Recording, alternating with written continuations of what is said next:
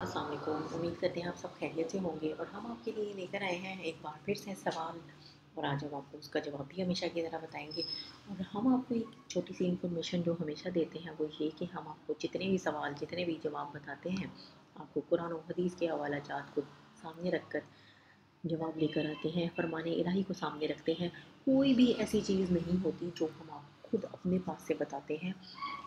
मुकम्मल वेरिफिकेशन और अथेंटिकेशन के बाद हम आप तक ये सब मटेरियल लेकर आते हैं। इसलिए आप इसको ज़्यादा से ज़्यादा शेयर किया करें ताकि ऐसे मसाइल जिस किसी के भी हैं उस तक ये सब पहुंच सके।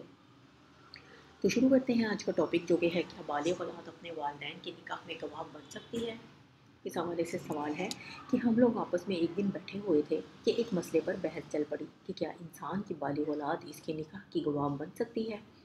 एक दोस्त जिसका नाम खादिम है वो कहता है कि नहीं बन सकती, जबकि दूसरा दोस्त जिसका नाम महमूद है वो कहता है कि बन सकती है। अब किसका कौल दुरुस्त है? बराए मेहरबानी रहनुमाई फरमाएं।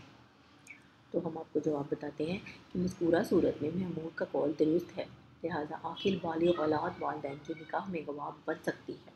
अलबत्ता जहाँ एलानिया निकाह ना हो बल्कि सिर्फ चंद गवाहों की मौजूदगी में निकाह किया जा रहा हो तो वहाँ औलाद को गवाह बनाना बेहतर नहीं। कोई सूरत में भी निकाह सही हो जाएगा, लेकिन अगर इख्तलाफ हो जाए तो अदालत में निकाह साबित करने के लिए वालिदैन के हक़ में औलाद की गवाही मोतबर ना होगी। आप दे सकते हैं दर मुख्तार मारदल मुख्तार में भी आपको इसका हवाला मिल सकता है। तो हम उम्मीद करते हैं सवाल और उसका जवाब आपको समझ में आ गए होंगे। इस इंफॉर्मेशन को दूसरों के तक शेयर ज़रूर कीजिए ताकि उनके भी अगर कोई ऐसे मसाइल हैं तो वो भी इससे फ़ायदा उठा सकें। इंशाल्लाह एक और वीडियो के साथ हाज़िर होंगे, तब तक के लिए इजाज़त दीजिए। अल्लाह हाफ़िज़।